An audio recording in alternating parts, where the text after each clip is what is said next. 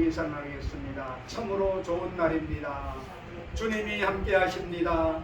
좋은 일이 일어납니다. 기적이 일어납니다. 할렐루야. 합독한 말씀 신명기 8장 2절로 3절 말씀을 가지고 축복의 길은 고난의 광야를 지나야 다가옵니다. 이 제목으로 말씀의 은혜를 나누겠습니다. 아담과 하와가 에덴 동산에서 쫓겨난 이후 인간은 끊임없이 고난과 함께 살아오고 있습니다. 고난받지 않는 인간은 이 세상에 한 명도 없습니다. 어느 신앙이 깊은 자매님이 고난에 대한 간증을 해주는 것을 들었습니다. 그는 그가 고난당한 후 자신이 더욱 겸손해지고 하나님을 더 의지하며 교도생활을 열심히 하게 되어서 고난당하기 전보다 더 좋아졌다는 이야기를 하는 것을 들어보았습니다. 우리는 고난당하고 고통당할 때 원망하거나 불평할 것이 아니라 그것이 결과적으로 내게 유일하고 믿고 더욱 겸손해져서 하나님을 의지하며 나아가야 하는 것입니다. 그럴 때 위기는 우리 삶의 축복으로 변화될 것입니다. 축복의 길은 고난의 광야를 지나야 다가오는 것입니다. 우리는 모두 다 축복해달라고 기도합니다. 하나님은 축복해 주시기를 원하십니다. 그러나 축복이 있는 가나안 땅에 가기 전에 반드시 광야를 지나야 하는 것입니다. 광야가 없는 축복은 결코 없는 것입니다. 오늘 첫째로 성경은 요셉이 경험한 고난과 축복을 말씀하고 있습니다. 요셉은 야곱의 12아들 중 11째 아들로 특별히 야곱의 사랑을 받았는데 형들이 시기 질투했습니다. 그런데 요셉이 꿈에 추수하러 형제들과 나왔는데 자기의 단이 가운데 서고 형제들의 단이 둘러서서 절하는 것을 보았습니다. 그것을 밥상에서 얘기하니까 형제들이 굉장히 미워했습니다. 그리고 또 꿈을 꿨는데 해와 달과 열암들이 자기에게 절하는 것을 보았습니다. 그것을 또 자랑으로 이야기했습니다. 형들은 몸을 떨면서 미워했습니다. 아버지도 요셉을 보고 꾸짖었습니다. 해와 달은 내 아버지와 어머니가 아니냐? 내 아버지와 어머니와 형들이 너에게 엎드려 절할 것이라고 생각하느냐? 그러나 야곱은 의감 있는 꿈이라고 생각을 했습니다. 하나님이 요셉에게 가정에서 가장 큰 인물이 될 것을 꿈으로 보여주셨던 것입니다. 그러나 그 꿈이 이루어지기 위해서 요셉은 기나긴 세월이 고난을 겪어야만 했습니다. 요셉은 형들에게 팔려서 종이 되어 애굽에서 종살이를 10년 동안 하게 되었습니다. 그리고 난 다음에 좀 살만하니까 또 모함에 빠져서 감옥에 들어가 3년 동안 고생을 하게 되었습니다. 13년의 광야를 지나고 난 다음에 그는 바로의 꿈을 해석하고 위기에서 애굽을 구출하여 애굽의 국무총리가 되고 온 가족이 내려와서 그 앞에 엎드려 절하는 것을 체험하게 된 것입니다. 창세기 50장 1절에 당신들은 나를 헤아려 하였으나 하나님은 그것을 손으로 바꾸사 오늘과 같이 많은 백성의 생명을 구원하게 하시려 하셨나니라고 말씀하고 있습니다. 아무리 세상이 헤아려고 해도 하나님이 그것을 손으로 바꾸면 선이 되고 말게 되는 것입니다. 그런데 해를 손으로 바꾸시는 하나님께서는 우리에게 선을 그냥 주시지 않습니다.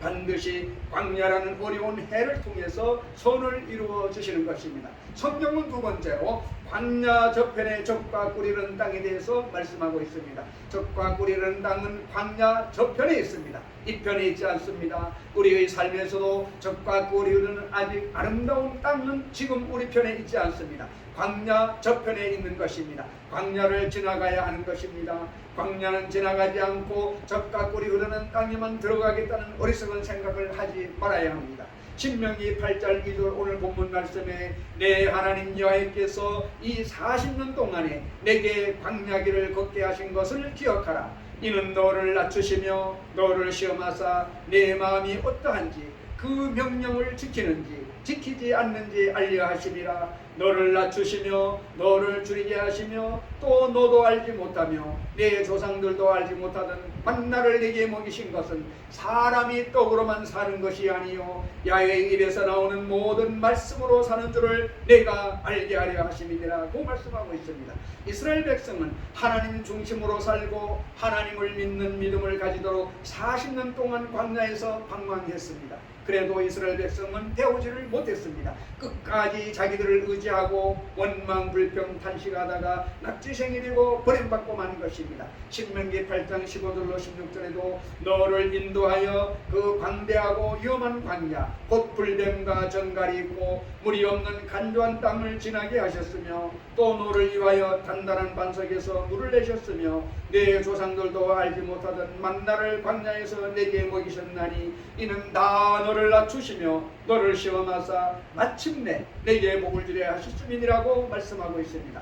하나님이 우리에게 시련을 주시고 광야를 지나게 하시는 목적은 마침내 복을 주시고 그렇게 하는 것임을 우리는 알아야 되는 것입니다. 그러므로 광야를 지나지 않고는 복을 받을 그릇이 준비가 되지 않습니다. 작은 복을 받을 사람은 작은 광야를 통과하게 하시고 큰 복을 받을 사람은 넓고 긴 광야를 지나게 되는 것을 알아야만 되는 것입니다. 성경은 세 번째로 골리앗은 다윗 성공의 가시라고 말하고 있습니다. 성경에 보게 되면 다윗이 골리앗을 쳐서 죽이고 온 이스라엘의 영웅이 되고 나중에 이스라엘 왕이 되었습니다. 그러나 골리앗과 싸울 때 다윗은 목동이었습니다. 아무도 알아주지 않는 집안 축구들도 인정하자는 목동으로 지냈습니다. 그러나 골리앗이 이스라엘을 조롱하고 블레셋이 이스라엘을 공격해 왔을 때 사울 왕과 군대들이 골리앗을 감당하지 못했습니다. 골리앗이라는 어마어마한 적을 감당하지 못해서 쩔쩔매고 있을 때 다윗이 나아가 골리앗과 싸워서 골리앗을 죽이고 일하게 온 나라에서 유명한 사람이 되고 위대한 인물이 될 수 있었던 것입니다. 골리앗이라는 가시가 있어서 다윗이 생겨났지 골리앗이 없이는 다윗이 생겨날 수가 없었습니다. 다윗이 이스라엘의 왕이 되기까지는 골리앗이라는 엄청난 원수가 버티고 있었습니다. 그와 싸워서 그를 죽이고 이겨야만 이스라엘의 왕이 될 수 있었던 것입니다. 그렇기 때문에 우리의 삶 속에 다가오는 여러 가지 시험과 환난이 우리에게는 가시 같지만은 나중에는 큰 축복으로 변한다는 것을 알게 되시기를 주님의 이름으로 축원을 드립니다. 성경은 네 번째로 예수님의 십자가와 구원을 말씀하고 있습니다. 예수님의 십자가와 구원도 마찬가지인 것입니다. 구원이 얼마나 아름답습니까? 염려, 근심, 불안, 초조, 절망을 다 버리고 사망이나 고통이나 괴로움이 없는 천국에 가서 하나님을 영원히 모시고 살 수 있다니 얼마나 놀라운 은혜입니까? 우리는 구원만 보면 감사하고 찬미합니다. 그러나 그 구원에 도달하기 위해서는 도저히 건널 수 없는 강을 건너야 하는 것입니다. 우리가 못 건너니까 하나님의 아들 예수님이 오셔서 우리를 업고 그 강을 건너셨습니다. 우리의 죄와 불의, 죄악과 저주, 절망과 죽음을 대신 짊어지고 십자가에 못 박히신 것입니다. 우리가 못 박혀야 될 그 자리에 예수님이 우리를 대신하여 십자가에 못 박히셨습니다. 우리가 죽어야 될 죽음에 예수님이 대신 들어가셔서 죽음을 이기고 일어나셨습니다. 그렇기 때문에 예수님 안에는 우리는 광야를 무사 통과한 것입니다. 예수님 없이는 죽음의 광야를 통해서 영생의 젖과 꿀이 흐르는 땅에 들어갈 수 없는 것입니다. 빌립보서 2장 6절로 11절에 보게 되면 그는 근본 하나님의 본체시나 하나님과 동등됨을 취할 것으로 여기지 아니하시고 오히려 자기를 비워 종의 형체를 가지사 사람들과 같이 되셨고 사람의 모양으로 나타나사 자기를 낮추시고 죽기까지 복종하셨으니 곧 십자가에 죽으심이라. 이러므로 하나님이 그를 지극히 높여 모든 이름 위에 뛰어난 이름을 주사 하늘에 있는 자들과 땅에 있는 자들과 땅 아래에 있는 자들로 모든 무릎을 예수의 이름에 꿇게 하시고 모든 입으로 예수 그리스도를 주라 시인하여 하나님 아버지께 영광을 돌리게 하셨느니라고 말씀하고 있는 것입니다. 예수님이 우리를 얼마나 사랑하시고 얼마나 하나님께 복종하셨던지 하나님의 아들이신 예수님이 육신을 입고 사람으로 오셔서 33년 동안 먼지와 티구 속에 사셨습니다. 죄 없으신 분이 죄를 대신 짊어지고 십자가에서 그 무지막지한 고통을 참으셨습니다. 왜냐하면 고난이 있어야 용서와 구원과 천국이 다가오기 때문인 것입니다. 헨리 나우에는 상처 입은 자유자는 젤서 이렇게 말하고 있습니다. 고난 속으로 들어가 보지 않고 고난의 문제를 해결할 수 있는 사람이 있는가? 지도자가 되려는 사람들이 크게 착각하는 것이 있다. 광야에 한 번도 가보지 않은 그들이 다른 사람들을 그곳에서 이끌어낼 수 있다고 착각한다. 자기는 고난을 안 당해봤으면서 고난당한 사람들을 돌볼 수는 없습니다. 자기는 광야 근처에도 가지 않고 호의호식하고 화롭게 살면서 광야에서 헐벗고 굶주려 고난당하는 국민을 이해하고 이끌어갈 수 있는 지도자는 없습니다. 인생의 밑바닥까지 내려가 본 경험이 있는 사람이 다른 사람을 불쌍히 여기고 도와줄 수 있는 힘을 가진 것입니다. 하나님의 아들이신 예수님도 하늘의 하늘 영광 보좌를 버리시고 육신을 입고 인간 세상에 오셔서 온갖 고통과 핍박과 고난을 몸소 받으셨습니다. 그리고 최후에는 십자가에 달려 몸짓 끼고 피 흘려 죽으심으로 우리의 모든 죄를 사하시고 우리를 구원해 주셨습니다. 그러므로 예수님은 고난당하는 우리의 심정을 잘 알고 계십니다. 예수님이 죄와 질병과 환경의 고통에서 우리를 능히 건져내실 수 있으신 것은 예수님이 그것을 먼저 통과하셨기 때문인 것입니다. 예수님이 대가를 먼저 지불했기 때문에 그 가운데 있는 우리를 도와줄 수 있는 것입니다.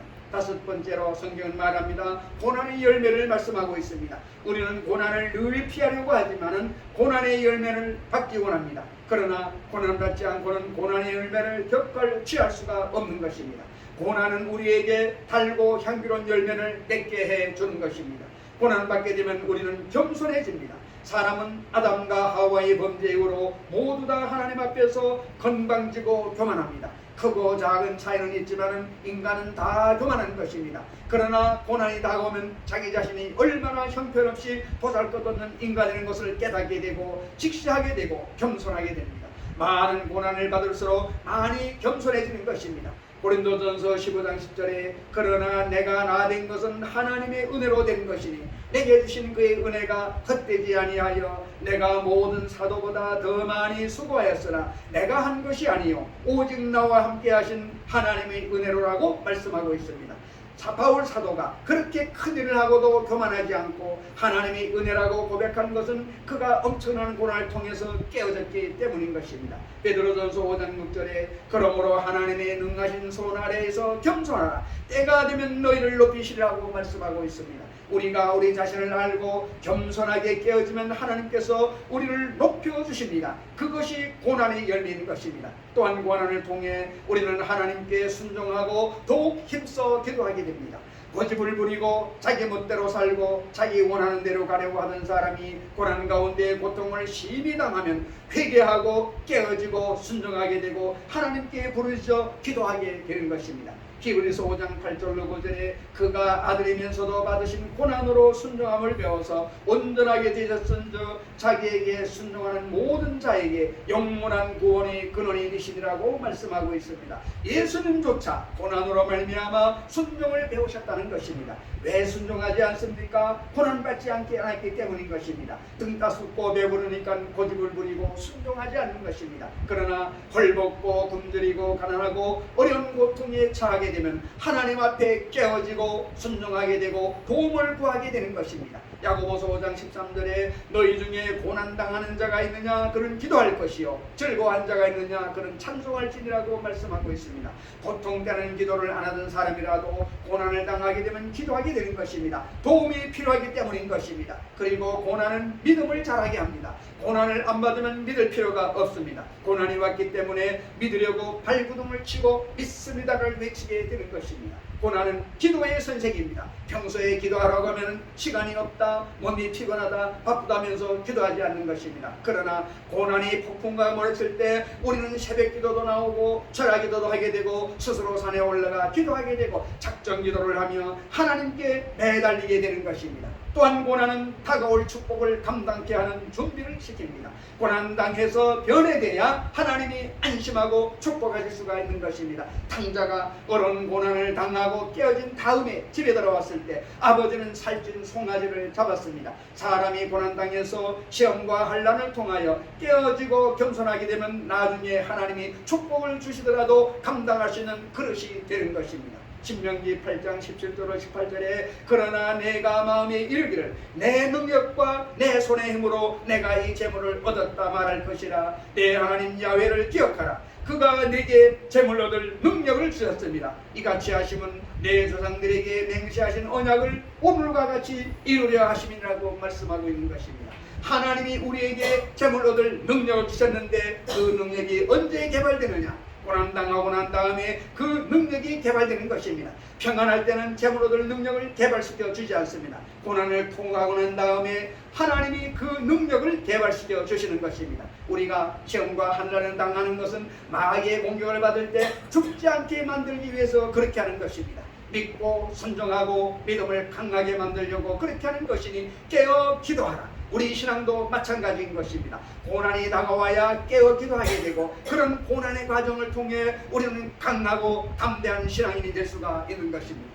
베드로전서 5장 10절에 모든 은혜의 하나님 곧 그리스도 안에서 너희를 부르사 자기의 영원한 영광에 들어가게 하시니가 잠깐 고난을 당한 너희를 친히 온전하게 하시며 굳건하게 하시며 강하게 하시며 터를 견고하게 하시리라고 말씀하고 있는 것입니다. 보십시오. 고난이 와야 우리가 온전하게 되고 굳건하게 되고 강하게 되고 터가 견고해지게 되는 것입니다. 신앙생활을 하면서 고난 당하지 않는다고 자랑하지 마시길 바랍니다. 고난 안 당할 때가 고난 당할 때보다 더 위험한 처지에 놓이게 되는 것을 알아야 되는 것입니다. 고난은 당해본 사람만이 합니다. 고난에 대해 설교할 때는 낭만적으로 하지만은 실제로 고난을 원하는 사람은 아무도 없는 것입니다. 몸서리치는 것입니다. 정말로 괴로운 것입니다. 누구에게 말할 수도 없는 것입니다. 그러므로 고난이 유익이라는 말을 들어도 웃기는 소리 아니 너나 고난 많이 당해라, 그런 말이 나오는 것입니다. 그럼에도 불구하고 우리에게 하나님이 종종 고난을 주시는 것입니다.